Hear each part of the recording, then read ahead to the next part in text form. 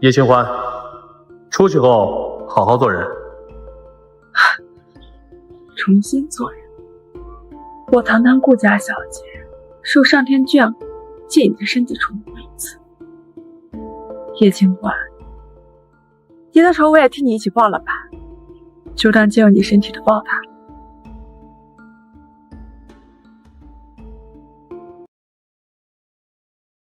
叶小姐，哦不，大少奶奶，是大少奶奶回来了。慢着，才出来还有股煤气味在身上，是还想祸害我们邵家吗？梅姨，赶紧的带她到隔壁的小屋淋一下，换上干净的衣服，可别把细菌带进来。我们允少的病情才刚好，经不起她这么折腾。哼，叶清欢，你这恶婆婆果然名不虚传，不过最好别来惹我顾倾城。好的，妈。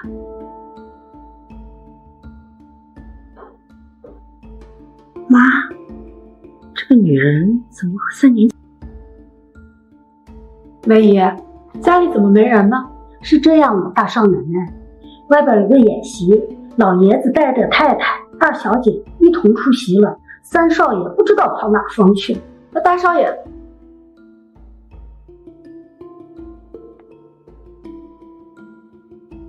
这就是你和那个残疾老公的卧室？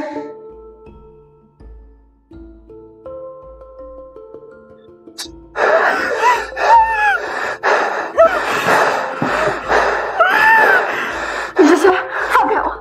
我是谁？大嫂这么快就把我忘了吗？大嫂，不过3年而已，脾气倒是坚持，需要我帮你好好回忆一下吗？邵一泽，是我，大嫂，你终于回来了，我好想你。3年前我就想要你，但是你拿酒瓶子在我头上留了道疤。今天知道你出狱，我马不停蹄的就往回赶。哎，自从你嫁到邵家，我大哥就贪了，他那个废物怎么能满足你呢？不如你就从了我，以后在邵家有人照应不是？不是吧，叶清欢，你还和你小叔子有一腿呀？你说的都是真的？你保证以后都不会有人再欺负我？那是自然，至少我不会把嫂子丢到监狱里不闻不问整整3年。论狠心，谁比得过我大哥呀？我可等了你整整3年了，快来让我好好亲亲你。等一下，又怎么了？那个我来事儿了，不太方便。真的？真的。哼，大嫂，3年了，你还是天真的可爱。你以为我这么好打发吗？我检查检查就知道了。你这小叔子口味有点重，那也别怪我下手重。你们在干什么？大哥，你怎么在这儿？我再问你们一遍，你们在我的房间里干什么？大哥，不是你想的那样，没有。我还以为你邵一泽有多牛逼呢，怎么到邵远胜面前就哼不起来了？小垃圾！我还以为你邵一泽有多牛逼呢。他不说，你说。我们之间什么都没有做。就是啊哥，我看嫂子刚出狱，快给她接风洗尘一下，没别的。不过你要是再晚来一步，可能该做的都做了。你瞎说什么？难道不是吗？你刚刚还说好吃不过饺子，好玩不过嫂子，你还说你哥残废了，你要替他行礼呢，还说只要我从了你，你就会好好待我。这才过了几分钟，你不会是想要反悔了吧，小叔子？大哥，我承认我是有那个心思，但是大嫂这不是身体不舒服吗？我们什么也没干。滚出去！怂包，还想在我这儿捞到好处，我可不是你认识的那个叶青花。还不滚！那个，好久不见。靠，叶青欢呀，叶青欢，你至于这么紧张吗？丢死人了！外面太阳不错，要不我推你出去走走？放开！谁给你的胆子？你在说什么？我听不懂。勾引我不成，怕自己大少奶奶的位置不保，然后转去对邵一泽下手上。死了！快松手！不是吧，叶青欢，你还勾引一个残疾大姐，她下身瘫痪呀！松！赶紧给我滚！滚！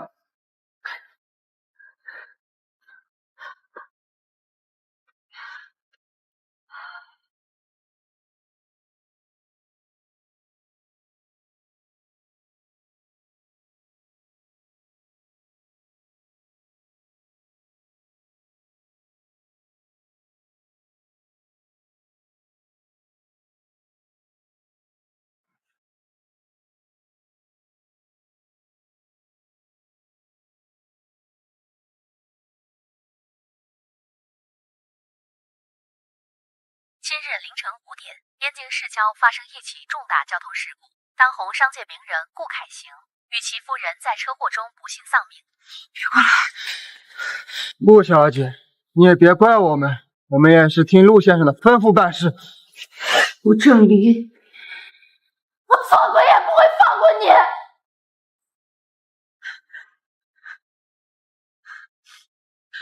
陆正离，你的好儿子到头了。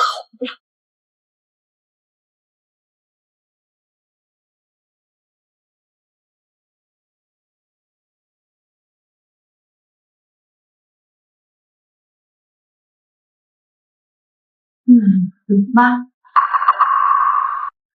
也不看看现在几点了，这回来第1天就这么懒散，哼，真把自己当千金小姐给养尊处优上了。可能监狱太辛苦了，看把大嫂累的，连早饭都忘记做。叶清欢，你这过的什么日子呀？嫁进邵家来当牛做马，还得看我来收拾他。怎么，大嫂，你该不会在里面关傻了吧？怎么会呢？二妹既然想吃我做的饭，我现在就去，保证合你的胃口。神经病，发什么疯？都几点了，谁要吃他都做的早饭？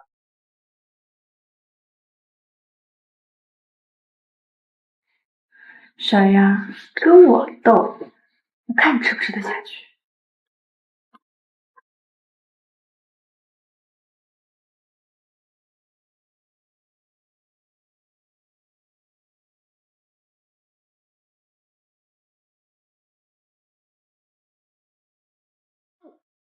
大嫂，我看你是故意的吧？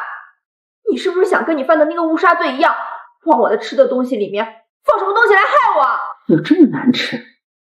清欢以前做饭还行啊。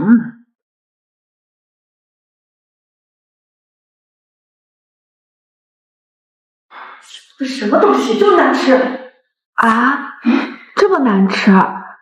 不好意思呀，我之前在里边的时候手被人打伤骨折了，刚才可能不小心料放多了。我看你就是故意的，你不想做就不做呗，你还缠谁呢？二妹，你怎么能这么说呢？我不是有心的。你尝过了没有？尝过了闭嘴！聒噪的很，看着书都看不成。知道了，爷爷。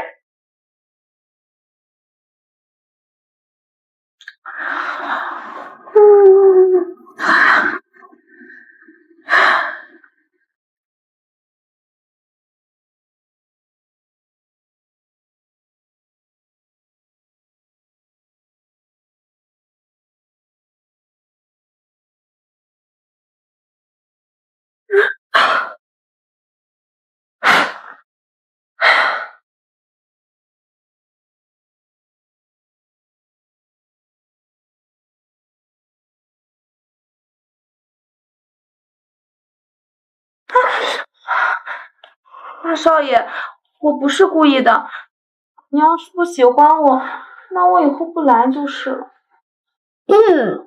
我是不是打扰你们的好事了？滚出去！少奶奶好。手感真好。哎呀，多好的美人呀！看够了吗？还没呢。还不快滚出去！啊，等一下，扶我一下。那要是没什么别的事的话，我就先走了。确实好了，我要洗澡。洗澡？拜托，我可是顾家千金耶，让我伺候你洗澡。可以了，去洗吧。我要怎么去？站起来，跑过去。那你衣服我帮你脱？是我说，你这也太沉了。下次呢，要还是想让我帮你洗，那我可得买个拐杖。嘿，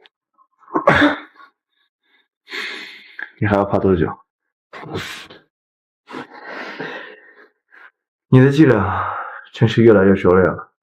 天下男人不都长一样，至于这么宝贝？你说什么？什么也没说。你自己去洗吧。后天有一场婚礼，到时候你陪我一起去。我不去，我本来就对参加婚礼没兴趣。再说了，这个圈子里谁不知道我坐过牢？我不想找进那些是非里。或者你要是想找人帮你洗澡，可以找你的小灭。我呢就先去休息了，晚安。陆振良从小跟我一起长大，是老爷子认的干孙子。他结婚，邵家人必须全部参加。结婚，邵家人必须全部参加。你说谁？陆振林。陆振林，你这么快就有新欢了是吧？冷静，冷静。如今你不是顾倾城，是叶清欢。3年前你嫁过来的时候，应该和他见过一面。你在想什么？这婚礼我必须得去。既然要报仇，查清父母的死因，就只能依靠邵家，抱紧邵云生的大腿。我可以去，不过你得答应我一个条件。来，不说话就当你是默认了。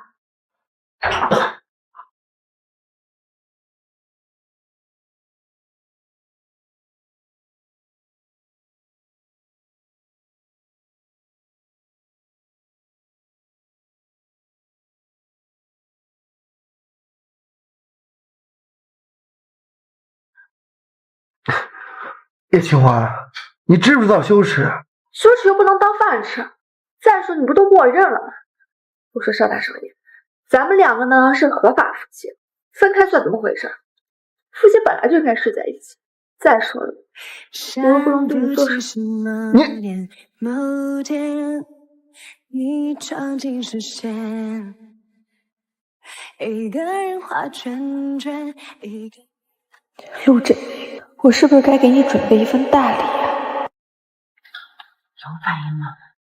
我没注意看，然后后来邵夫人就来了，我就没敢继续。这不是昨天晚上的小美人吗？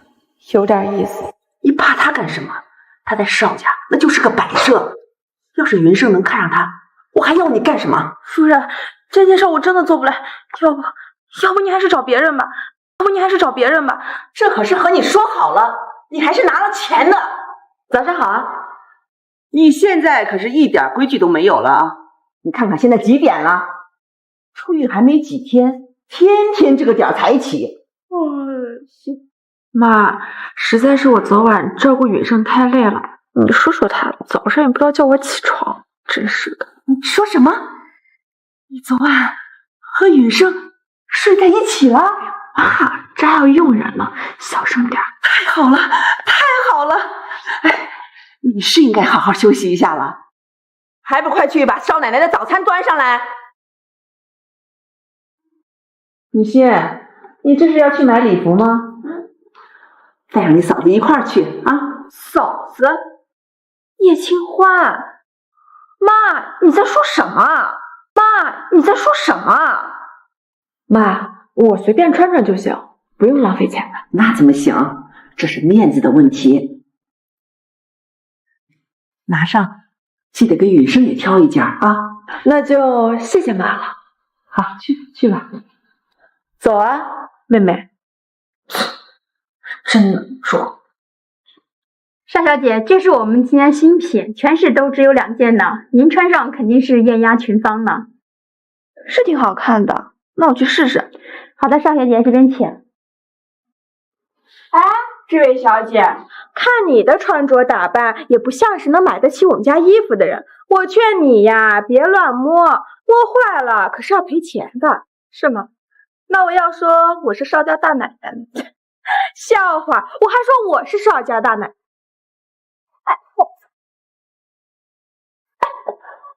疯女人，我跟你说了不许动，这是要赔钱的。这位小姐，你弄坏了我们店里的衣服，按理说要付3倍的赔偿金。还有这贼喊捉贼，山大一耙的道理，我们店里的规矩就是这样。看不出还是朵一点就炸的小绿茶，跟我玩川剧变脸，你还嫩了点。哎，你怎么了？吵吵闹闹的。怎么了？吵吵闹闹的。店长，这个女人她泼我水。姐姐，我也只是手抖了一下而已。她还自称自己是邵家大奶奶，还把我们的裙子扯破了。叶清欢，你能不能不要一出来就给我哥惹事儿？听听，不要给我哥惹事。我都说了吧，我是邵家大奶奶，你们偏不信。叶清欢，你能不能抓住重点？对不起，大少奶奶，我们这个店员是新来的，您看您还需要什么，我亲自为您服务。不是还要诬陷我吗？你也不看看，你们这店里啊，到处都有监控。对不起，叶小姐啊，不，大少奶奶，是我在喊捉贼，我错了，你就饶我一马吧。没事，小美，你先下去吧。我说让他走了吗？叶清欢，你什么意思？我没别的意思，只是这裙子吧，我确实得买，妈给的任务，我也没办法。小美是吧？去帮我挑件你们店里最贵的衣服。妹妹，你慢慢逛，我先走了。嗨，哥们儿，今儿有料吗？还可以，这邵家二小姐是真能买啊。不过她旁边那个女的可比二小姐好看多了。是吧？那你回头看看。我什么都没拍。没拍，那让看看。别怕，我又不删。这二小姐购物又上不了头条，想不想跟我做个交易？爷爷，邵伯母，没事，等候你们很久了。哼，这不是我当年给来听做的订婚礼服吗？忙着另娶新欢，怎么连重新定做一身衣服的功夫都没抽出来？穿着旧衣迎新，真是荒唐。这位是郑林哥，这人你不认识很正常。你好，我们应该见过一面了。在我和允生的大婚上，陆先生还是和3年前一样风姿卓越，今天大婚更是春风满面，很是精神呀。啊，是我眼拙了，一会儿自罚一杯，给嫂子赔罪。爷爷，云少，你们先进去落座吧。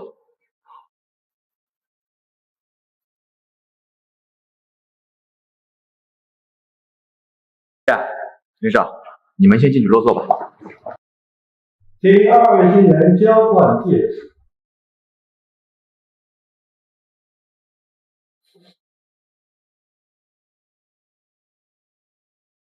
各位贵宾，大家吃好喝好。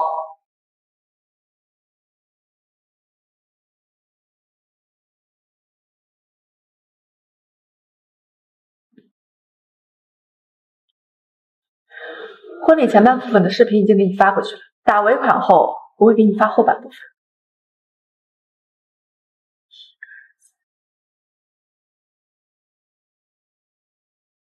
陆振林，你既要当婊子又要立牌坊，天底下哪有这么好的事情？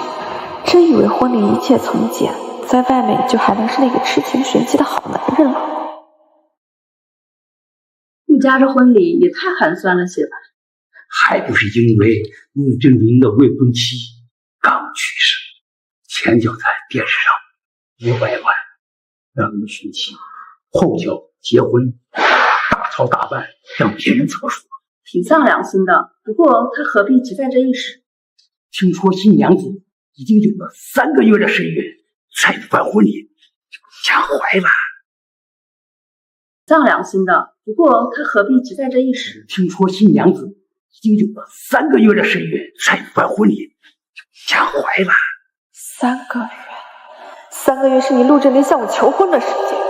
小姐听说爷爷喜欢苏三玄的字画，今天这不是巧了吗？知道爷爷要来，我专门把画拿了过来。如今苏老的字画在市面上存的可不多呀，这其中最出名的就是鹤鸣图。不过可惜呀，市面上都是赝品，真品早就不知所踪了。这就是鹤鸣图。9月为了这幅画，没少托朋友打听，半年前从香港的一位房地产商手里高价购。是吗？那让我看看。什么半年前从港商手里高价购的？那幅鹤鸣图从我小时候开始就一直挂在父亲书房里面，不过是父亲诸多藏品中的一幅而已。这肯定是真迹，爷爷，我向你保证，如果这幅字画是假，那市面上所有苏三群的画都是假。爷爷，我能看见这幅画吗？你懂字画？我能看见这幅画吗？你懂字画？懂得不多，但是对嵩山居士的字画有过研究。来，快看看。这是苏三旬的日照鹤鸣图，行内简称鹤鸣图。来，继续说。苏三旬做这幅画的时候呢，刚成名。为了防止赝品泛滥，他在画日出的时候，颜料用的是赤珠石研磨的。这种颜料在阳光的照耀下，折射出的光正好在图中的瀑布流水处。所以即使市面上有人伪造，也不可能完全控制住光的折射。这是真的。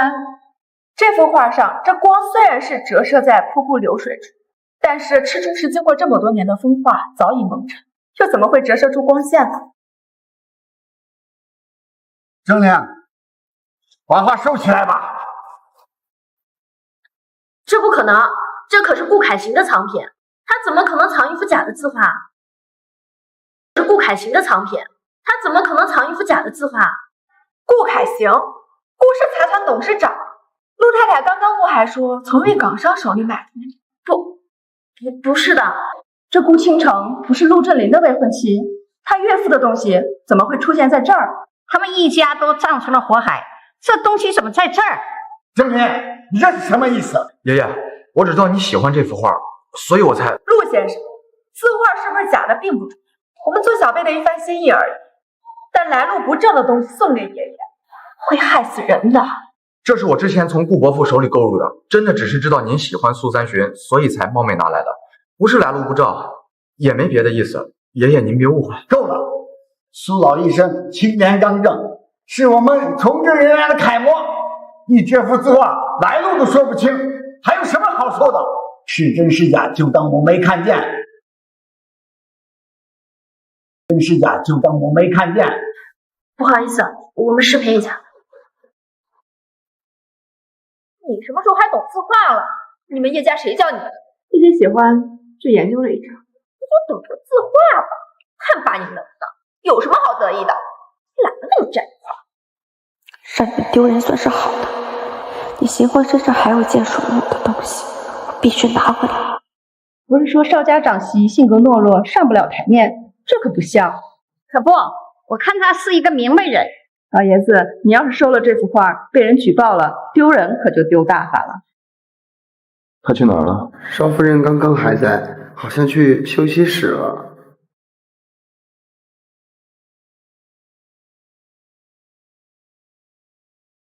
我都说了，不要随便动顾家的东西，你非得逞能显摆。爷爷什么没见过，这下好了，弄巧成拙。我还不是为你着想，是你说的，陆家生意能做这么大，全靠老爷子的关系。而且我动字画也是经过你同意的，谁知道半路杀出来那个女孩？这要怪应该也怪那个女人才对，谁知道半路杀出来那个女人长得帅？这要怪应该也怪那个女人才对。天造地设的一对人，一个比一个会推卸责任，不问自取为偷，偷了顾家的东西还怪别人拆台，有点东西。谁？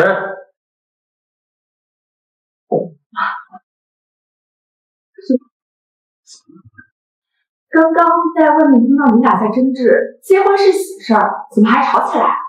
嫂子可能听错了，我们只是说话声音大，没争执。啊，嫂子，要是没什么事的话，你就先出去吧，我们夫妻俩还有话要说。夫妻？哎呀，昨天还在电视上看到陆先生花500万悬赏未婚妻的事情，怎么今天就娶了新欢呀？也不知道陆先生那位未婚妻看到了是什么心情？什么意思？没什么意思，只是想提醒陆先生和陆太太一些道理，比如说夜路走多了，总能看见鬼的；又比如说杀人偿命，欠债天经地义的。你什么意思啊？你别在这装神弄鬼的，你仗你自己是邵家的，你就欺负人是不是？你瞧项链，你瞧项链，这项链跟字画一样，都是你们偷来的东西，你们有什么资格拿着？倾城之恋是顾倾城亲自设计的，只有他本人知道怎么快速打开。你是怎么知道？你们俩相信人死可以复生吗？你什么意思啊？你别再装神弄鬼的。到底是谁？顾倾城让我给你们带句话：因果循环，不是不报，时候未到。他的东西我就帮他拿走。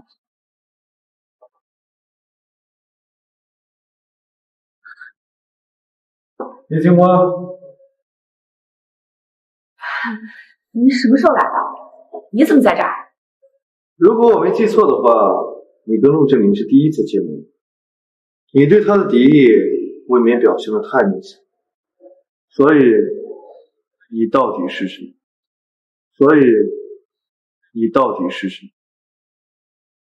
你这话是什么意思？我当然是你的妻子叶金花呀，我还能是谁？他和我刚进宴会就一脸看不上我的样子，我好歹是你明媒正娶的妻子，他当着那么多人的面让我下不来台，指望我给他什么好脸色？还有，他未婚妻尸骨未寒他就另娶新欢，说明他这个人为人阴险，两面三刀，而且他送了一副来路不明的字画给爷爷，这要是出了事儿，那对于邵家的正义来说就是难得的好把柄。他这么一而再再而三的陷害邵家，爷爷都被气走了。我这不是……你最好真的是这么想。那个，你出来也挺久了，妈他们都找你，要不我陪你回去？不要。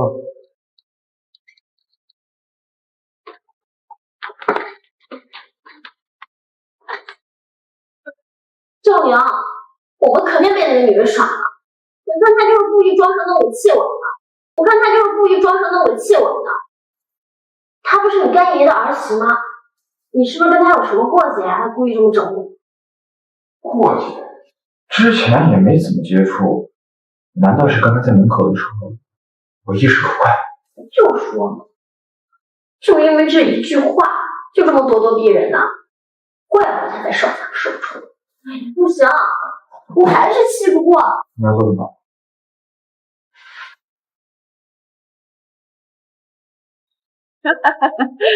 这是我家允胜的媳妇儿，清欢，这是王家、李家两位太太。来，阿姨跟你干一杯。哎，客气了，阿姨，该我敬你们才是。叶金花呀，雪中送炭呐，锦上添花易，看清这些人的嘴脸吧。邵太太好像喝了不少吧？不多，我就酒量有点差。我刚好在这里住几天，邵太太要是不嫌弃的话，可以到我房间里面休息一下。这样啊，也好，离房间离这远吗？不远。酒是粮食精，不能浪费啊。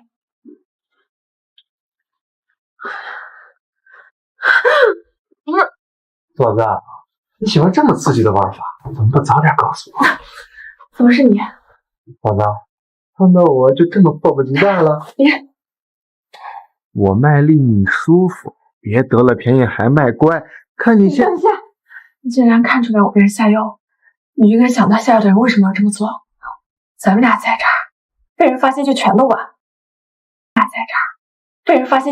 了。你从阳台翻到隔壁房间，我过会来找你啊。阳台？你疯了吧？这可是3楼，你想害死我？那你让我距离你跨过去吗？我刚刚亲眼看到邵太太和一个男人一块进去的。安琪，我觉得哎呀，嫂子，你这也太狠了！不想死就闭嘴。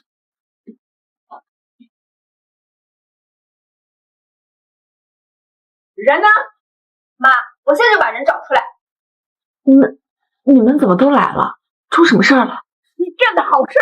有人告诉我说你私会男人，我今天就是厚着这张老脸，你要替邵家清理门户。谁说出这种话来污蔑我们邵家的门风？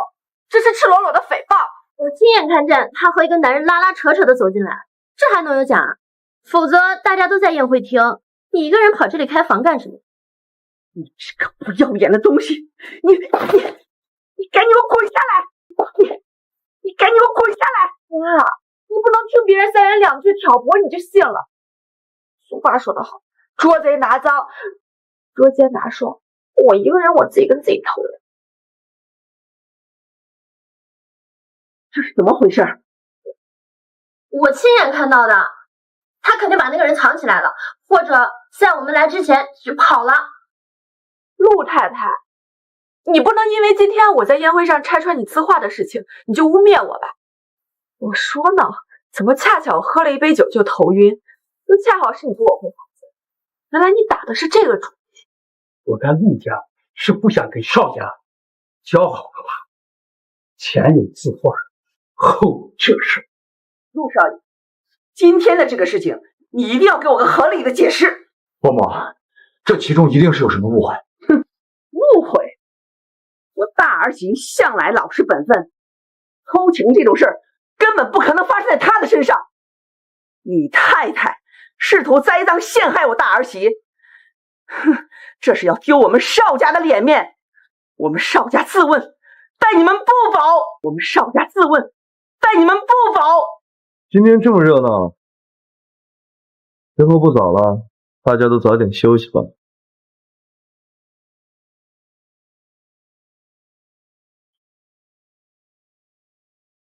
人呢？藏到哪儿去了？你在说什么？有人设计陷害你不假，但做戏得做全了。男人在哪？没有。没有，是吗？哎呀，别过来了，我要忍不住了。你别过来。你的胆子。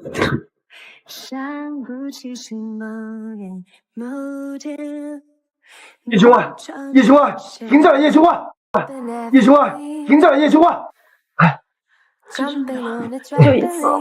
叶青万。哦，对，你不行是吧？这说话不过脑子的，不是侮辱人吗？还说叶金欢勾引残疾人，你看看自己在干什么？我不是那个意思，我是被人下了药才会。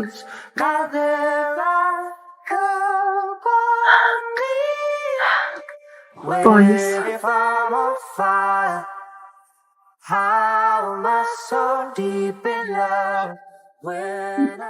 你腿不是废的吗？3年前你不就知道我是装的，现在你也演美。他残疾是装的装了3年，为什么？叶千欢，你怎么不告诉我？或许是心中，或许是看见巷口的霓虹。谁跟他乱来？我和你脚板踹隔壁去。或许在梦中，或许是看见了的笑容，或许是花场。我到底行不行？叶金欢，这事我行吗？要不等你药效过了再来一次。行啊，你很行，是小女子演出的。给你5分钟，做我不见。禽兽，装残疾还让我推？树大招风，要想站稳了，必须时刻保持警惕，不要让别人抓住法律。郑明虽然是我看着长大，但是他现在长大了，有他自己的心事，你们注意他。关键是现在外人和咱们不是一条心。今天这事引以为戒，清欢处理的好。爷爷，身正不怕影子斜，我也只是正常应对而已，没什么的。说什么也不能让人戳咱们允胜还有邵家的伎俩，不能让人戳咱们允胜还有邵家的伎俩。是啊，亏得你机警啊，否则今天咱们家这脸真的是丢大了。郑林那个太太啊，还后来把事情推到人家伴娘头上，她真当别人都是傻子呢。我是看在陆老爷子的面子上，我才没把事情闹开。哎，我要跟允胜他爸爸说一说，以后在生意上啊，离陆家疏远一点。从商那是狡猾人的事情，他和谁做生意，他被别人坑了，那是他自己选的路，你们就不要提醒他。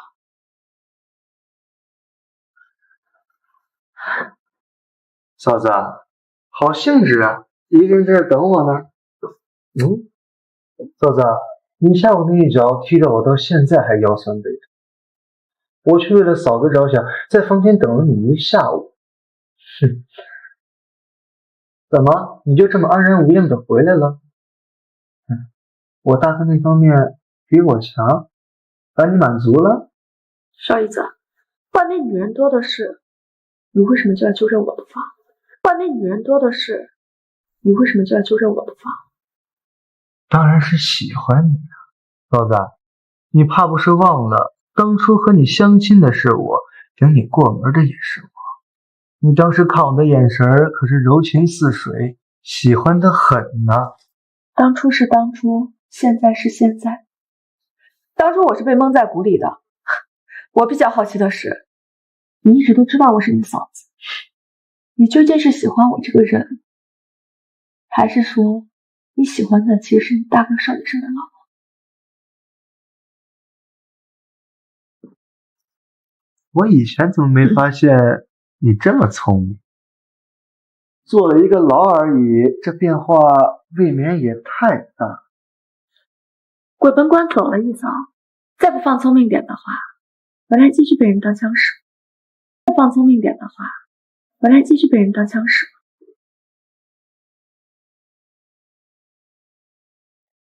抱歉啊，三弟，我还有点事情，就先不陪你在这里闲聊。您请便。顾氏集团总裁婚礼视频曝光。想安安静静发财，而不是惹祸上身的话，就别再主动联系我了，这是为你好。别呀，姐，期待下次合作，早点休息哦。你这心情不错，还行吧。因为陆振林。陆振林，你什么意思呀？陆家婚礼的事儿被记者曝光啊？那媒体不都炸开锅了？婚礼消息一直封锁的痕迹，记者没有那么大本事。这件事你有什么看法？纸包不入火嘛，我可不想跟他扯上什么关系。他下午刚得罪爷爷，还是哥嫂门前雪吧。纸包不入火嘛，我可不想跟他扯上什么关系。欢迎先生回家。元芳，法国那边的生意谈得怎么样啊？就那样。哼，我早就提醒过你，做生意不是那么好做的。在燕京有家人给你撑腰，别人敬认你，出了燕京谁还认识你？胜败是兵家常事，做生意也一样。我也没见哪个将军带的兵是百战百胜的。打仗输赢那是光明磊落，保家卫国，能和做生意一样？您这个菜梨做的不错啊，您尝尝，金芳你也尝尝。放开！这个家我是待不下去了。你就收收脾气，跟爸好好说说，他就你这么一个儿子，会帮你的。我这个事干什么呀？我回来本来也没打算让他帮忙啊，况且看你爸那个样子，是要帮我的意思吗？哎，简棒，就听我一句劝，跟爸好好说说，宋夫人那是好说话的人吗？宋夫人那是好说话的人吗？你别管了，你就记着，明天下午顾氏财团有一个慈善拍卖会，有样东西你去拍下来，拍下来送给宋夫人，能借此机会打上画就行了。宋夫人，我的宋姐姐呀，如果少剑帮需要宋夫人帮忙的话，那我进入邵氏集团。妈，你怎么了？哎，清欢，我正愁着呢。明天有个拍卖会，我记得你在叶家学过珠宝，这样你和我一起去，正好可以帮我出出主意。为什么要去拍卖会啊？待在家里太无聊，想着出去散散心也不错。我下午要去市政厅办事儿，正好你可以跟我一起去。我跟妈约好了，要一起去干珠宝。我记得你以前不喜欢去这样的场合的。我这出来之后呀，就想明白了，我嫁给了你，以后免不了应付这种场合，不是吧？与其让别人笑话，不如自己多出去见识见识。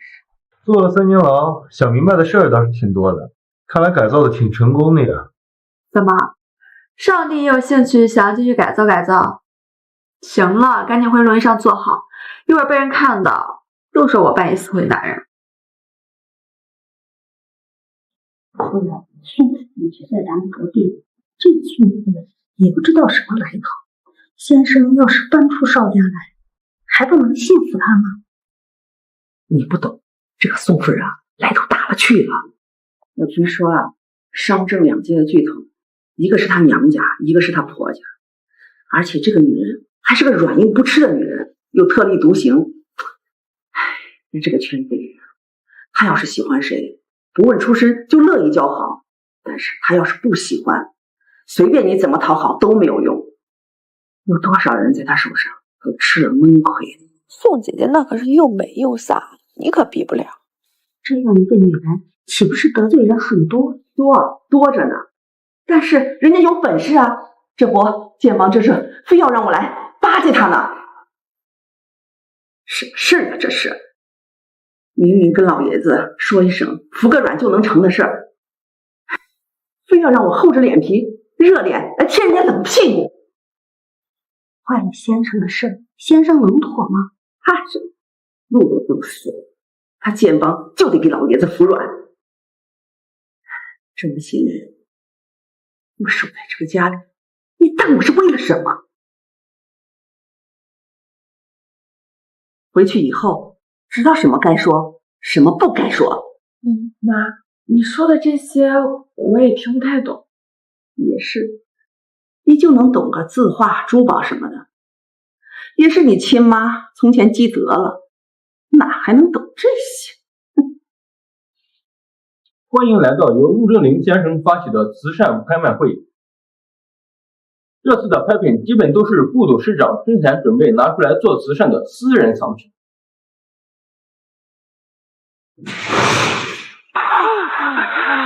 陆正，这些都是我父亲珍藏的字画古玩，还有我母亲和我穿戴过的珠宝。你好狠的心，竟然用我家的东西来跟你生意打架。接下来进入今天的拍卖。这是幅国宝级艺术大师苏三旬的墨宝。妈，你把这幅画拍下来吧。拍字画干什么？过会儿啊，拍个珠宝什么的，回去还能戴。字画有什么用？珠宝什么时候都有，但这字画错过了可就没了。这幅画可是苏三旬的真迹，你要拍回去给爷爷，他肯定开心。这能拍吗？你上回说不是假的吗？他那幅是假的，这幅呀可是真的。拍卖会上总不能拿假的来滥竽充数吧？而且啊，这次咱们是过了明账的，谁都知道咱们是在拍卖会上正经花了钱买下的，不会落人把柄。对，这是肯定的。夫人，少奶奶，拍到了！爸，女儿不小，只能勉强保住您最珍爱的这幅画。下面这3件藏品是由顾家大小姐顾倾城亲自设计的3件藏品。还是算了吧，死人带过的东西晦气。起拍价5万，有人要出价吗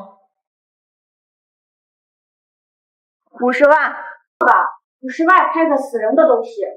好眼熟啊，是不是演员关青青？听说他是顾倾城最好的朋友。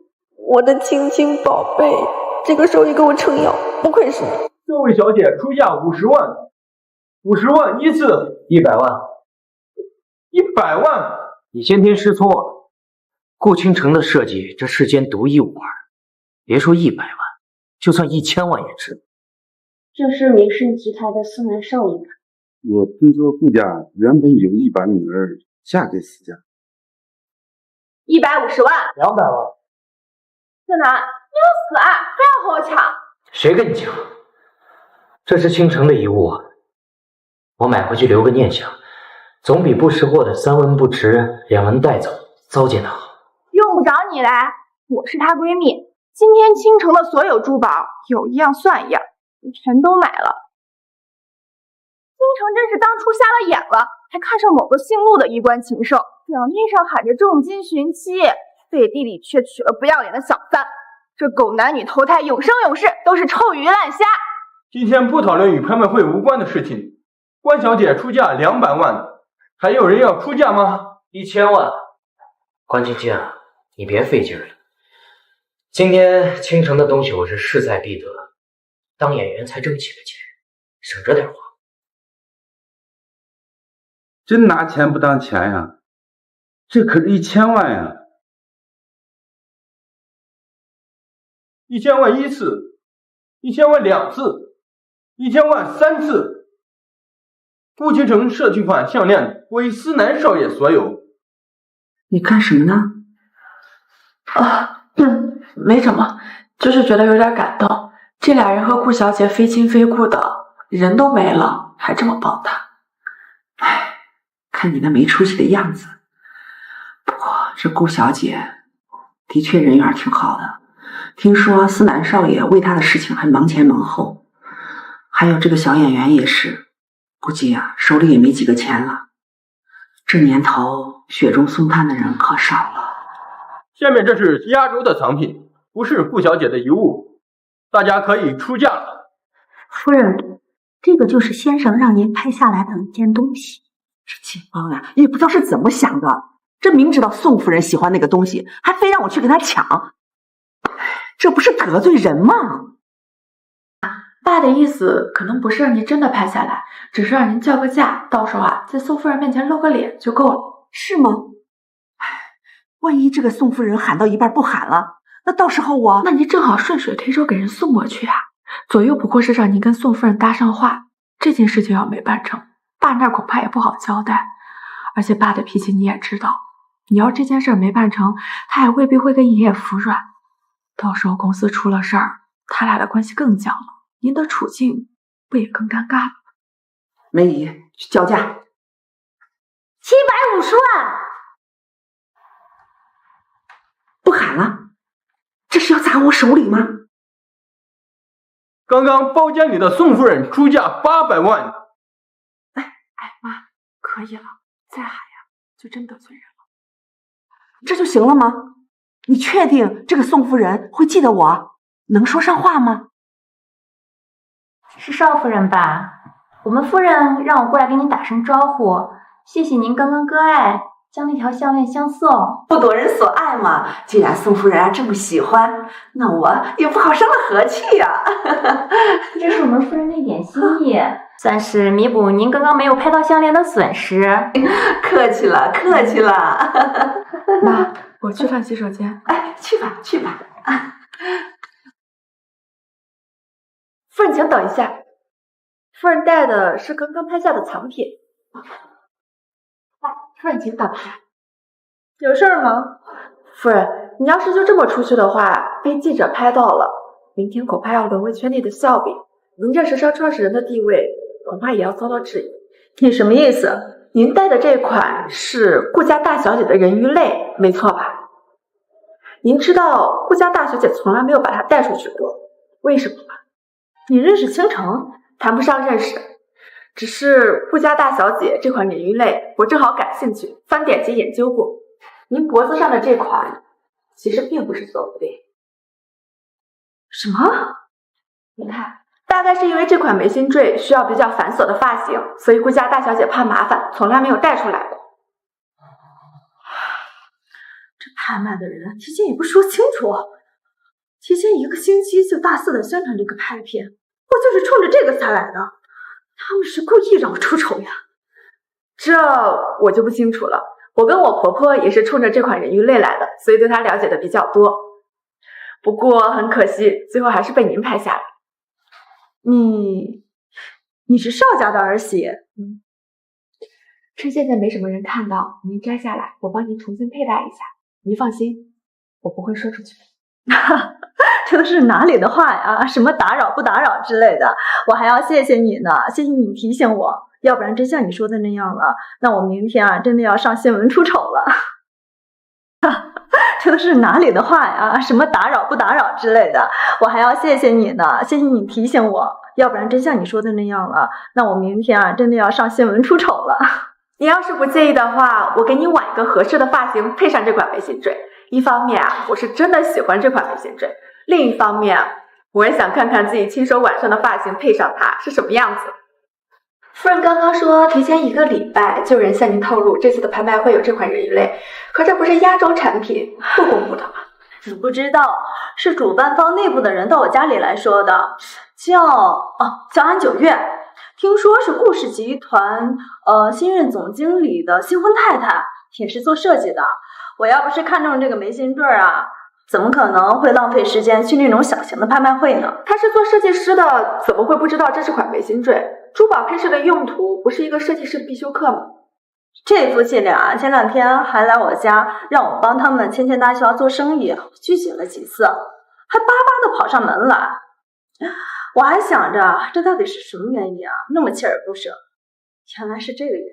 好了，夫人，您看看还满意吗？看一下。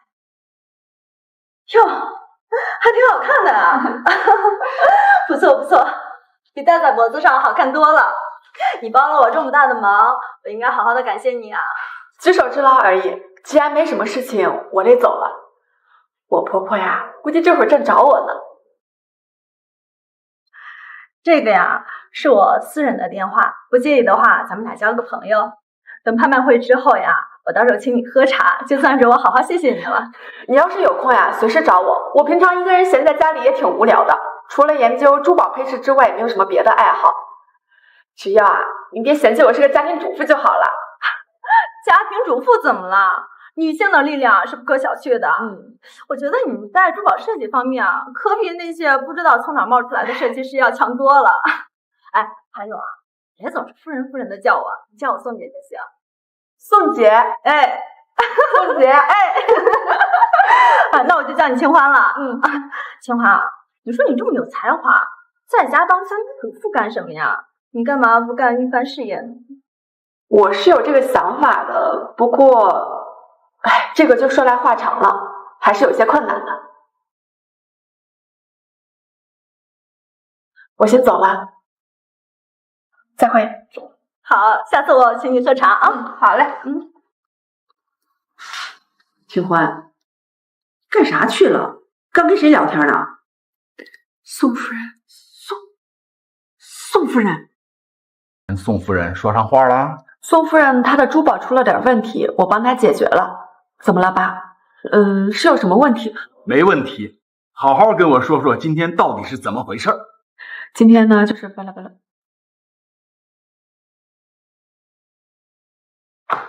这次参加投标的没有一家能跟宋夫人勾得上关系。从产品上面来说的话，大家的产品质量都差不多。现在呢，主要就是看宋夫人跟哪家能有眼缘。清欢这次做的非常好。那这就好办了，让清欢把宋夫人约出来，哎呀，好好的推荐一下我们集团。这不太好吧？我跟宋夫人也是刚认识，就突然提出让人帮忙生意上的事情，目的性太强，会适得其反的。是的，你千万不能跟宋夫人主动提生意上的事，一旦你提了，就会适得其反。哎呀，这次这件事要是成了话，都是你的功劳。你想要什么？车子、房子都可以。是邵家的儿媳妇，帮忙本来就是应该的，你这是干什么？房子、车子就算了，爸，你要是真的想奖励我什么的话，能不能让我去邵氏集团上班？你想去邵氏集团上班？为什么？我只是觉得自己就这样待在家里太闲了。您放心，我呢只是想去邵氏集团的设计部，从普通助理开始做起，没有别的要求的。爸，他要是想去什么设计部，就让他去呗。我上回想买辆车，你都不肯给我买，你给他买个什么劲儿？他有驾照吗？他敢开车吗？还有，你给他买房他住吗？既然清欢想去公司上班，你就让他去吧。你不是说让他和宋夫人处好关系吗？那要是宋夫人知道他去公司上班的话，那不就更加简单了？这样，你要是想去的话就去吧，但是设计部助理可是很辛苦的，要是哪天挨不下来的话，你随时可以回来。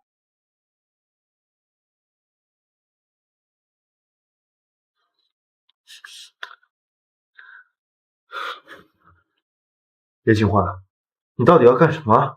我翻身你也管？我说的是你在晚餐前对爸说要去公司上班的事。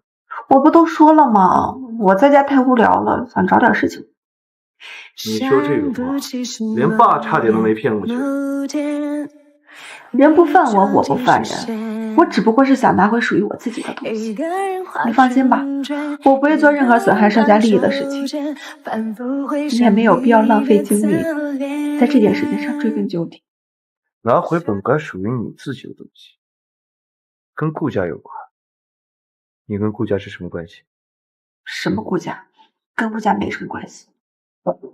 叶清欢，从你回来开始就对着所有人演戏，你在干什么？人生如戏，谁都在靠演技，难道你不是吗？邵影帝健步如飞呀。行了，既然互不影响，那就谁也别拆穿谁。不早了，睡。叶清欢，你不是喜欢这样的吗？继续。你在梦中，或许是看见了笑容，或许是广场相遇的那。清欢，你还说你是专业学珠宝设计的，我才不信呢！天哪，你太有才了！宋姐，我也只是画着玩玩的，你从来没有设计出来过。其实，在燕京，我有一个非常喜欢的设计师，他是集古典和新锐设计于一体的探路者。燕京谁啊？燕京有名的设计师，我几乎都认识。你说出来，没准我还可以介绍你认识。他已经不在了，前一阵子意外身亡了。你说的是陆倾城？你也看新闻了吧？他还很年轻，20出头的年纪，又漂亮又有才华，可惜了。唉，其实是可惜呀。她是我见过最有灵气的女孩子，贵人精锐。自古红颜多薄命，可惜了，集才华和美貌于一身的奇女子就此陨落。您认识她？是我最好的朋友。虽然我们两个年纪差得很多，但是我恐怕这辈子再也遇不到像她那么脱颖的人。我看新闻里说，她原本都要订婚了，订婚请柬都发出去了。如果没有这场意外的话，她现在应该也挺幸福。幸福？我看未必吧。她看上的那个小子是顾氏集团现在的总裁陆正凌。倾城刚出意外没多久，他就要结婚了，舔着脸在新闻上卖弄他的痴情人设，还说什么重金寻妻，这就怪了。怎么了？我只是觉得奇怪啊，一个男人原本要和一个女人订婚，但偏偏在订婚前，这个女人一家都出了事儿，男人紧跟着又娶了另外一个女人，还顺理成章的继承了前任未婚妻的所有财产，这一切不都太巧合了？宋姐，我也就是随便一说，您别多想。你刚才跟我说这一期的杂志封面有点问题，我觉得啊，问题在于模特本身就选的不太对。你看，男生自珠宝其实比较暗恋。哎，清欢，你不是要去设计部上班吗？下星期1就去报道，招呼啊我都打好了。谢谢爸。我明天打算回趟娘家，你要不要跟我一起回去？没空。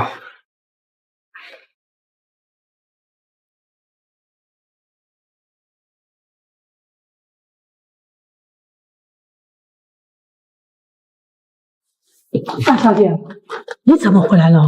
怎么？我不能回来？不是，大小姐想什么时间回来就什么时间回来。是吗？是小沈来了吗？赵姨，是我回来了。你怎么回来了？谁让你回来？刑满释放了呀。昨天回家报个信儿，免得家里人担心吧。叶清欢，你是不是坐牢把脑子给坐傻了？你以为这里会有人关心你吗？你自己心里没掉数。叶家说你这么一个坐牢的女儿，真是脸都丢光了。丢不丢脸的，还轮不到你这个外人来说。吃了几年叶家的米饭，真当自己是叶家人。这话你敢当着爸的面说吗？要是沈让哥知道你是这么一个可恶的女人，他恐怕早就后悔当初为什么摊上你。他能因为跟你睡了一觉选择跟我退婚，也能因为跟别的女人睡了一觉选择跟你退婚，这有什么值得高兴？我当然高兴了。你是不是很后悔当初你为什么没有早点跟沈让哥睡？你以为你跟他睡了，他就会跟你结婚吗？别做梦了。你也不过是看中他责任心重，把自己的第一次给了他，他根本就不爱你，只是负责任而已。第一次，姐姐你太小瞧我了吧？你要是知道我跟沈让哥在床上是什么样的，你就不会说这种可笑的话。我能让他欲罢不能，死去活来，你能吗？妹妹，你这话也太露骨了点儿，简直画面感十足。姐姐给你挖这坑，你也跳得太实诚了。姐姐，你还是在床上的经验太少了。沈让，认识你这么多年，我还是真没想到你喜欢这种身经百战的女人。沈让哥，你看什么？别忘了你们已经分手3年了，当初毕业结婚是你酒后乱性错把我当成了他，现在他都结婚了，你现在才是我的未婚夫。我觉得你还是先跟你的沈让哥解释一下你在床上身经百战的事情。沈让哥，你别听他说，他就是看你把他甩了，心里不平衡，看不得我们好。还愣着干嘛？还不快把你的沈让哥追回来！沈让哥，你别相信他的话。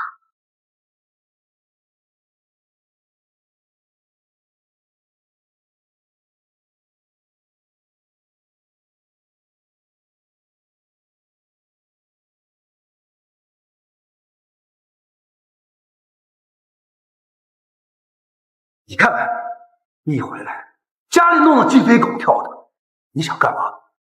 自己坐牢丢光了我们叶家的脸，你还有脸回来？竟然说妹妹是个外人，我看你这是牢饭吃昏了头。你跑到杂物间找什么？啊？没什么，就是随便转。随便看看，没什么。我看你胆子是越来越大，家里的东西你都敢偷。包打开，我看看里面装的什么。这里是杂物间，那是意思。还愣着干嘛？把小姐的包拿过来，看看有什么东西。大小姐得罪了我。怎么？谁这么缺德？喇叭坏了还找人？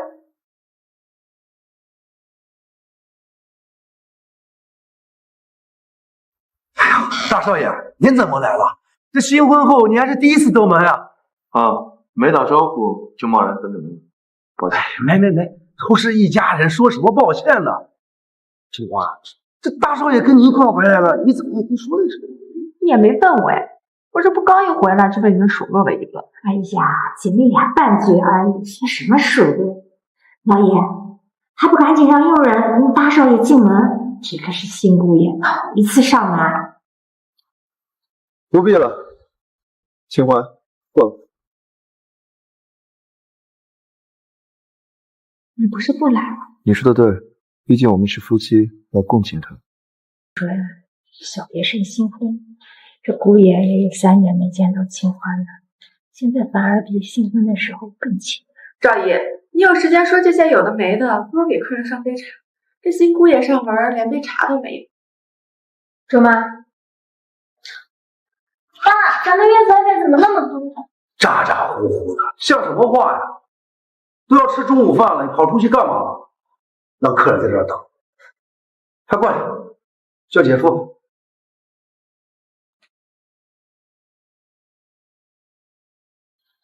姐夫好。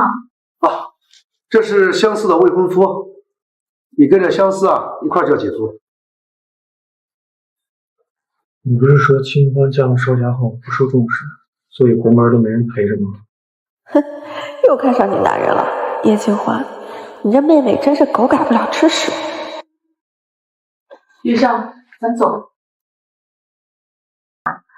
哎，姑爷头一次登门，你不让他留在家里吃饭，这事啊，要是传到亲家耳朵里，还说我们叶家是刻薄人呢。云胜从不在外面吃东西，今天能来已经很给面子。这不在外边吃，这样也保险。让清欢送你回吧，在外边待久了，我们也担心。不碍事，偶尔在外面吃一顿也可以。他今天到底来干什么的？姐夫，你快吃这个，这个是我们家厨子拿手好菜，很好吃的。哇，这也太好吃了吧！我在里边这3年从来没有吃过这么好吃的东西。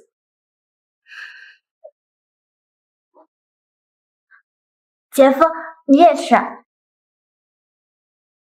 还来第2次是吧？那就正好让你体验一下邵永胜的刀人眼神。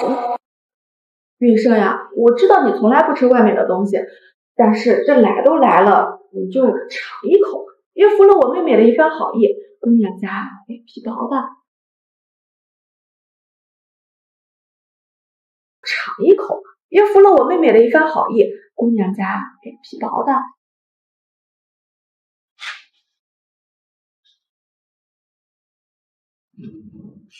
看来清欢跟大少爷的感情好得很啊！哈哈哈哈。伯父平时喜欢下棋吗？下的不好，但是偶尔下。我也很久没下了，正好有些事情想向伯父请教一下。那这样，我们去书房吧，我去拿棋盘。清欢，有什么事吗？你过得好吗？他对你好吗？他们家里人对你好吗？得，渣男3连问，忍不了了呀。你问的这些有什么意义呢？清欢，要是早知道当初你跟我分手会自暴自弃嫁给这样一个人，我是无论如何也不会放手的。我知道你有苦说不出，像邵永胜这样一个半生不遂的人，肯定平时对你也好不到哪儿去。你打住，是你失忆了，还是我记忆出现了紊乱？如果我没记错的话，是你和叶相思鬼混，所以和我提了分手。再说了，我嫁给邵元胜怎么就自暴自弃了？我在邵家好得很。相思的事情是我对不起你，那是因为酒后乱性，他又是第一次，可我心里一直有你啊。叶相思这个人从12岁就开始谈男朋友了，这期间换了多少个？他会是第一次？谁让你误会他了？相思跟我解释了，不是这样的。这样吧，咱们打个赌，你信不信叶相思这会儿在书房正想了法儿的勾搭他那姐夫？眼见为实。清欢，相思脾气是不太好，有时候做事也不太规矩，但是她不是你说的那种人，没凭没据的，你不该这样评价自己的妹妹。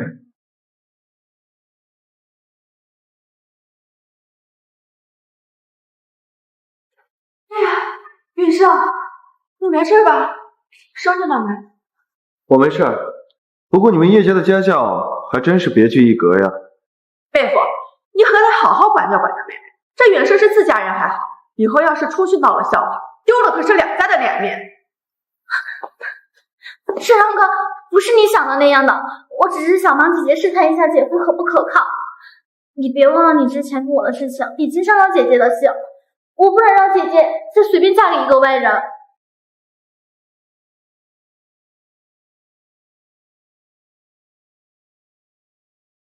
都闹成这样了，你还不走吗？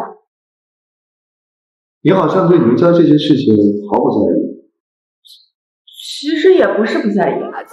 那我嫁进邵家之前，你们不都知道吗？常也看不不让你陪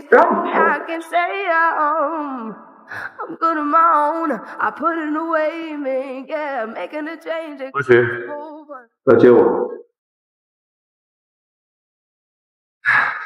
姑爷这是要走了。天色很晚了，下次吧。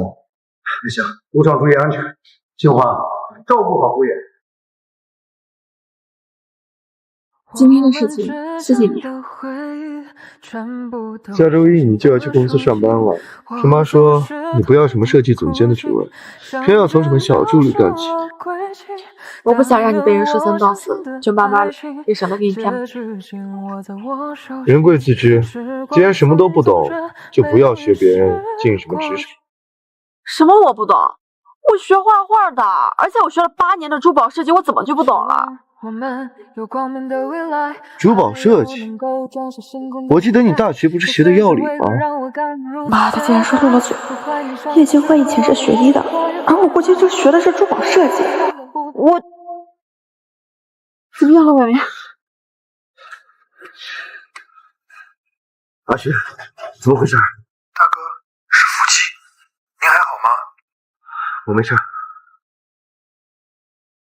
10点钟方向，大楼楼顶有狙击手，先解决他。是。大哥，周围敌人清扫完毕，大厦顶楼的狙击手已经跑了。我能起来了吗？你没事吧？你受伤了？没事。这得去医院吧？简单的包扎一下就行。你不是学医的吗？怎么？你不会啊？叶警官，赶紧救救我！救救我！肌肉记忆恢复我！会啊，当然会，就是太久没有练习生疏了而已。你要是不介意的话，我先替你包扎，一会儿去医院让他们重新处理一下。我记得你刚才说你学了8年的珠宝设计。那是选修。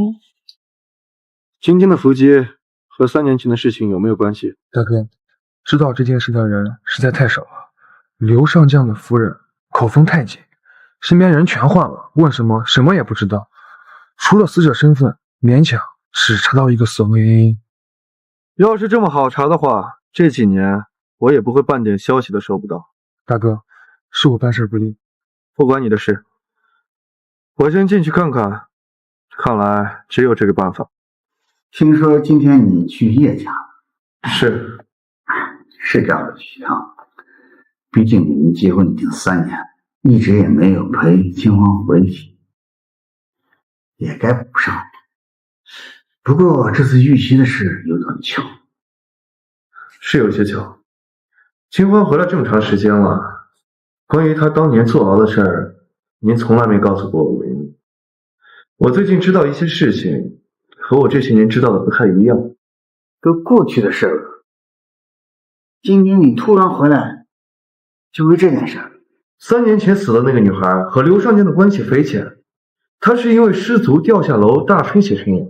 够了，你查这些干什么？你是嫌当初的那件事闹得不够大？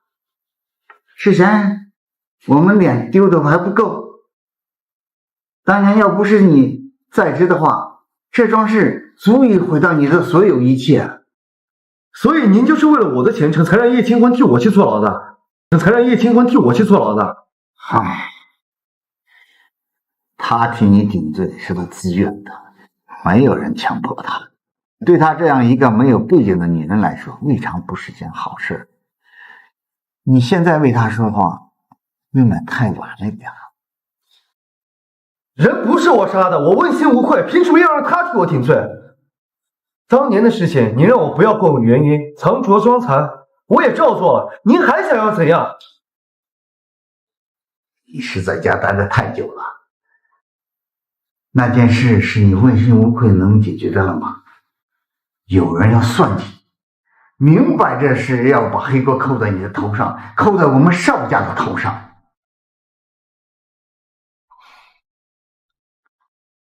唉，如果这件事有转圜的余地，你以为我愿意让秦欢去顶罪吗？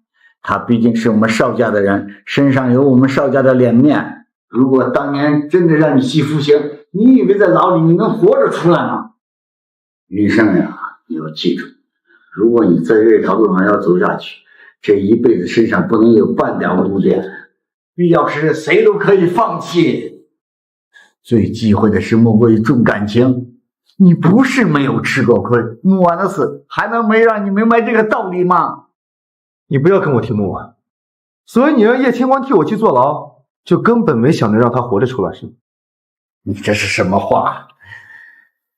她也是我们邵家的长媳，是你的妻子。她为你顶罪，我多方周旋，只判了3年，不让她活着回来，对我们邵家有什么好处？在她坐牢的这3年里，她吃了不少苦，好几次差点连性命都丢了。如果不是背后有人受益，根本不会发生这样的事。恐怕和刘家脱不了干系。你想要那个基本，可不能急于一时。这几年，刘家的人和我们的人发生了不少冲突，还是对当年的事耿耿于怀。有那部分原因，但更多是阶级熏心。好了，时候不早了，早点休息吧。大哥，有件事我想不明白。你说，今天被袭击的时候，凭您的身手，就算是护着嫂子，也不至于被玻璃碎片划伤。您这是？是啊，少爷身体又没瘸，身手还这么好，这么做肯定是有所图。有些事还需要我去验证，送我回房吧。想验，没意思，话说。叶清欢，你主动我的事情，我都已经替你办好了。接下来，我就要去做属于我自己的事情。既然邵雨欣已经怀疑我了，那我就要趁窗户纸捅破之前，找到别的安身立命的方式。你这哭叫音和邵家什么关系？没什么关系，就是我托了我表舅家爷爷姑妈的侄子帮我找份工作，没想到就来到了邵氏。我这个远房表亲还挺厉害。有什么厉害的？说不定是小叶自己功夫好呢。开会了啊，工作的时候别闲聊。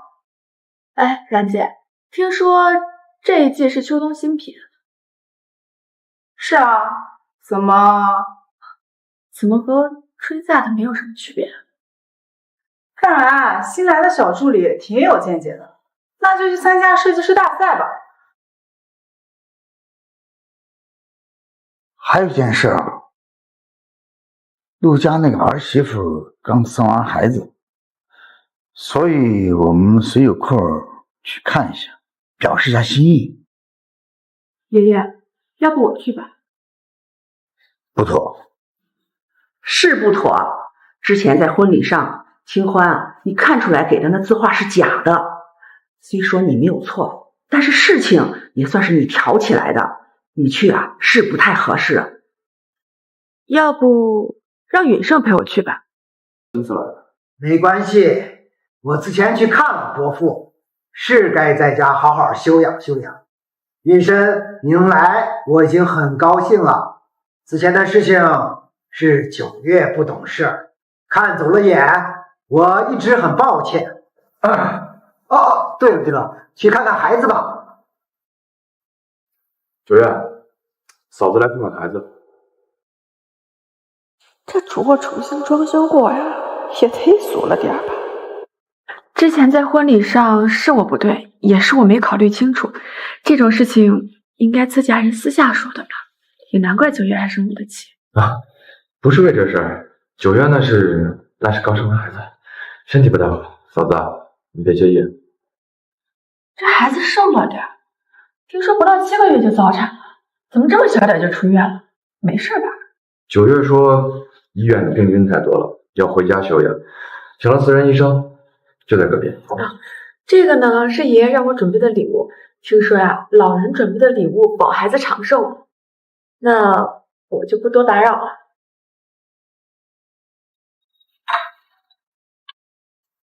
怎么没让九月陪清欢多聊聊呀？弟妹正在坐月子呢，还是要保持心情平和。等弟妹出了月子呀，我再为之前自花的事情道歉。这不用的，本来就是九月做的不对，差点闯了大祸。不跟他计较已经是宽容了。其实和弟妹那事儿也是闹得挺多笑话，不过话既然已经说开了，就不必再提了。过去的事情啊，就让它过去吧。以后呀，咱们还是一家人。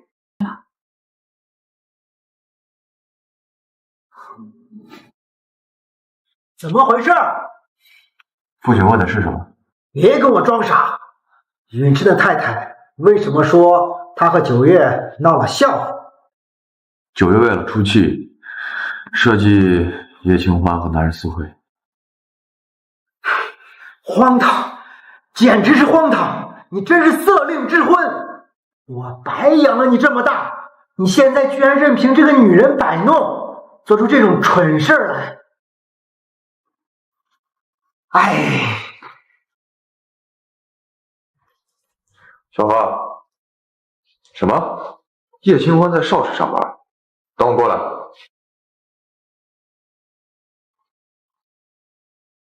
人呢？少爷走了，走的时候在打电话，好像是什么小何。丹姐，这是我的设计稿，您看看还有什么需要修改的？不用改了，我相信你。好，那我就先放你这儿了，你有空看看。振林哥，叶清欢的参赛稿怎么处理？让他臭名远扬。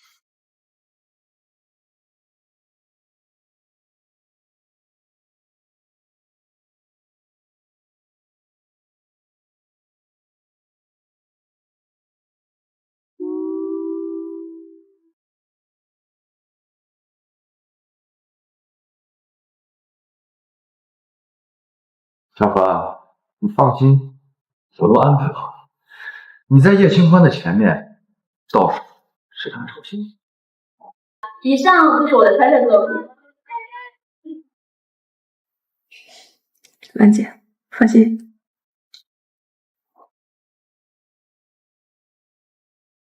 叶清欢，你个刚入行的小助理就敢抄袭我的作品？我是叫你叶小姐，还是叫你嫂子啊？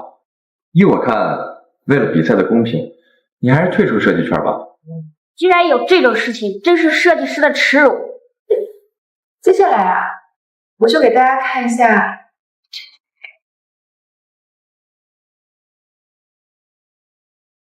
还倒打一耙，贼喊捉贼，够不要脸的！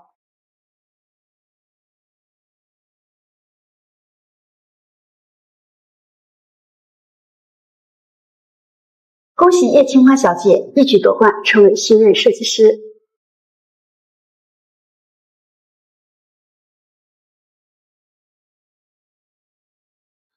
陆总是来恭喜我的吗？叶清欢，今天的事情是你早有预谋。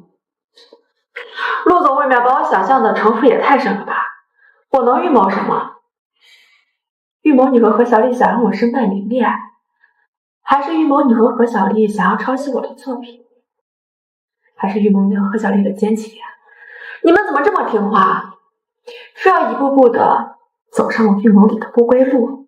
有什么过节？为什么三番五次和我作战？陆总这是害过多少人呀？连别人跟你有什么过节都搞不清楚。你什么意思？把话说清楚。陆总，你杀过人吗？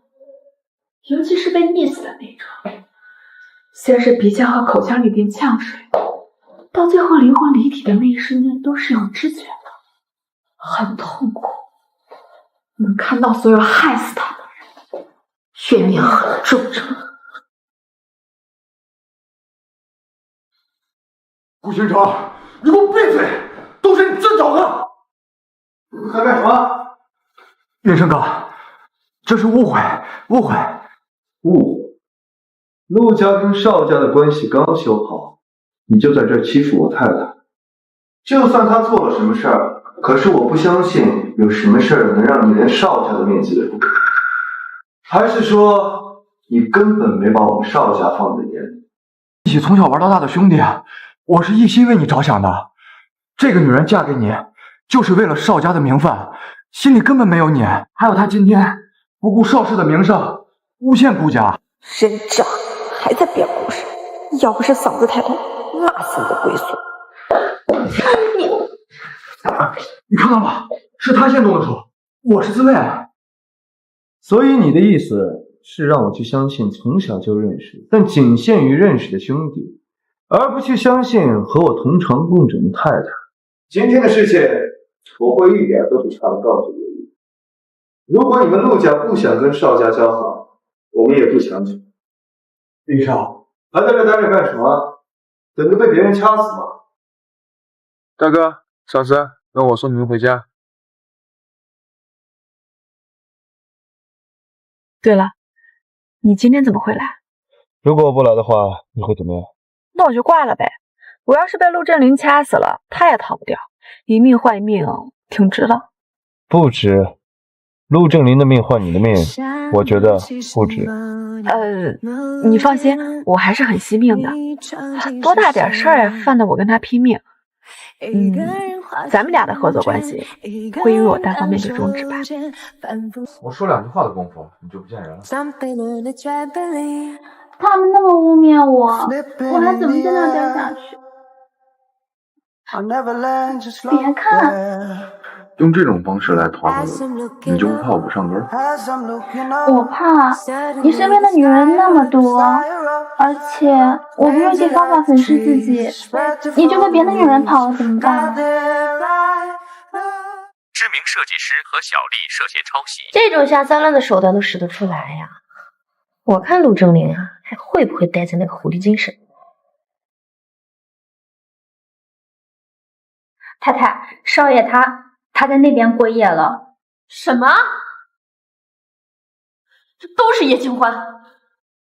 要不是他去邵氏，郑林就不会跟那个狐狸精勾搭在一起。我是不会放过你。1月15日，边境市郊发生一起重大交通事故，当红商界名人顾凯行与其夫人在车祸中不幸丧命。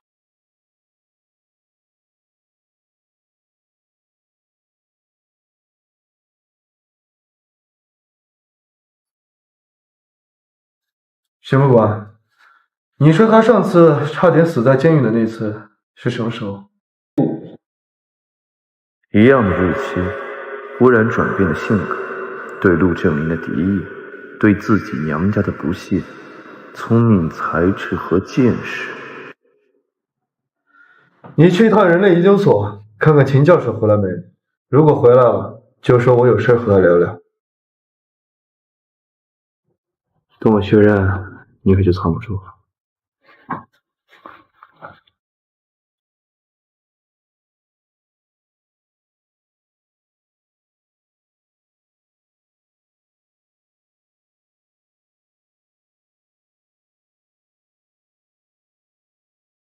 锦花，今明2天你去梁山采采风，顺便帮我探望一下当地的村民。好嘞，兰姐放心。秦教授，我有点事情想请教你。邵先生，直说便好，我定知无不言。假定在同一天，如果2个毫不相干的人同时发生意外，那有没有一种可能是在一个人的躯体里会突然住进另一个人的灵魂？这个世界上存在某些奇特的现象，也许是科学暂时无法解释的。照你这种说法，可能性是存在的。邵先生本来是个豁达的人，现在愁眉不展，我想你是为情所困吧。不管是躯体还是灵魂，都是整体的一部分。你爱的是个完整的人，而不是他的某一部分。多谢秦教授。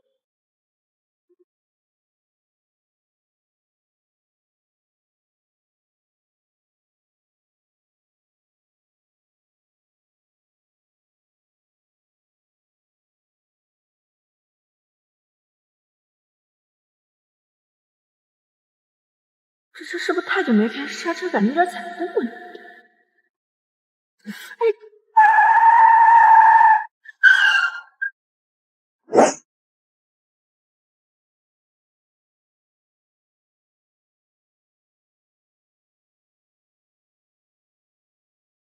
到哪儿了？梁山盘道上。东西呢？在你身上吗？邵云生，你个王八蛋！我他妈杀前失灵都快死了，我这要是坠车翻崖了，看在那个破坠子的份上，你会来替我收尸了是吧？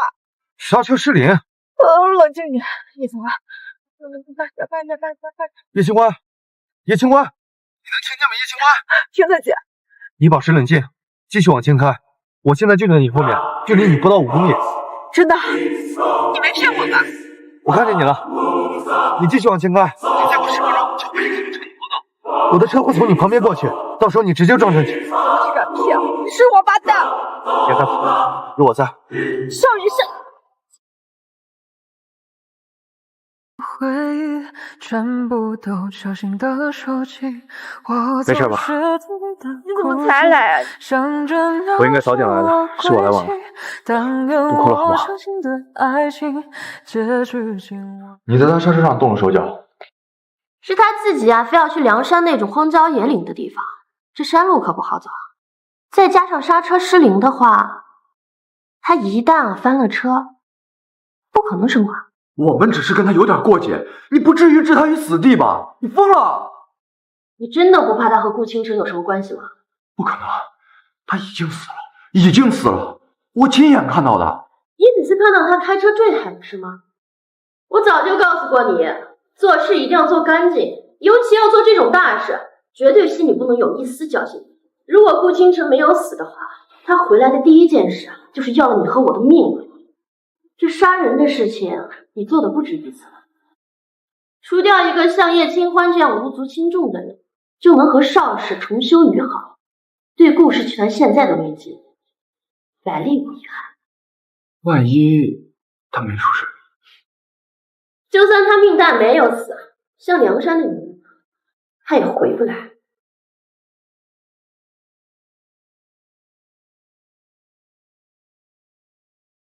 大哥，有紧急情况需要你马上回来。明天早上我让阿寻来接你，今天晚上你先寄住在村民家。这把匕首你先拿着防身。老刘，他张叔咋了？你们家是不是有位姑娘在借宿？那姑娘人呢？就在东屋住着呢。这个人我们得带走。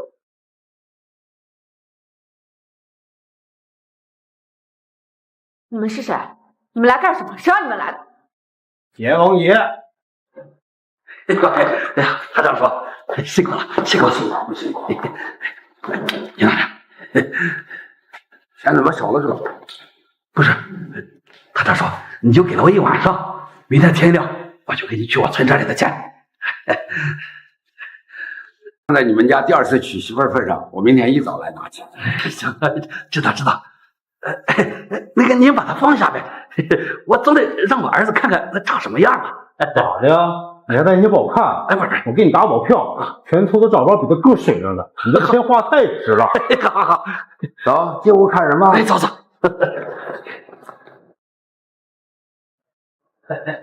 咋样？漂亮吧？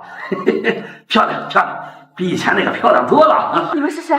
谁让你们来的？你们这是绑架！法不责众，姑娘，你没听说过吗？就是天王老子来了，也不可能把我们全村几千号人抓走。别做梦了，乖乖待着吧。是谁让你们抓我来的？得罪谁你都不知道。吴小爷，哎，还有几个货要等着送，走了。我送你出去。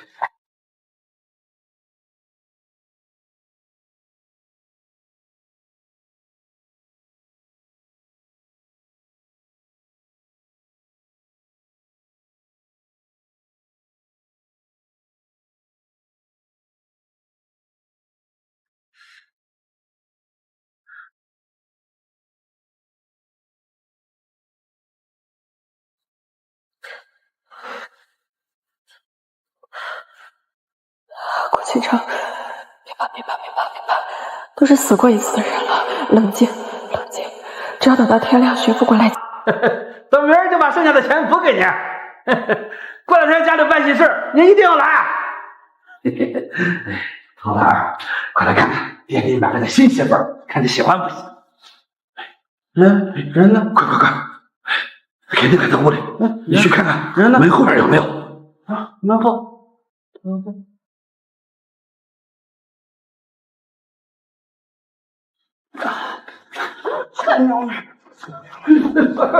儿子，这可是花大价钱买来的，你打死了上哪再找一个嘛你？还有杀了我爹！爹，还有杀！你们再过来一步，我就杀了你们！你这个臭娘们儿，敢伤我儿子，我打死你都不可能让你走！大哥，村里面贩卖人口的窝点已经被端了，这几个都被抓了。巡副官查到，你的车从嘉陵服务区开始就被人动了手脚，而且从监控中看到，害你的人正是梁山的村民。梁山的村民害我干嘛？我跟他们无冤无仇的。害你的人是陆正林的太太安九月啊！安九月是吗？跟我们走一趟。我不，去救救我！这孩子现在还小，他不能没有我啊！你要是认罪的话，警察自然会放你。你求我有什么用？陆正林，我做这一切可都是为了你。你不要我做鬼也不会放过你的！啊！陆先生是吗？蓄意谋杀的事你也知道，跟我们走一趟吧。你为什么要杀人？是他要杀我的，他先要杀我的。谁要杀你？顾倾城，你有本事你杀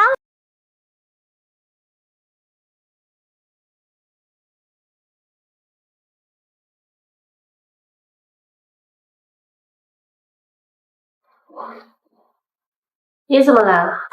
还认得出人？看来陆振林为了自保，连你有精神病这种结论都想得出来。不过得罪了邵家，他的日子恐怕也不好过。你是来看我笑话的？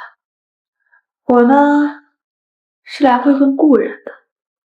从前啊，你野心大，勾搭上了我的未婚夫，还撺掇他一起杀人放火。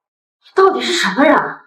我可能呢，他先死了，所以你也承认了是你杀了顾倾城的父母，是吗？不是我，是陆正林，是他杀的，是他杀了顾家全家的，不是我，不是我杀的，不是我杀的，不是。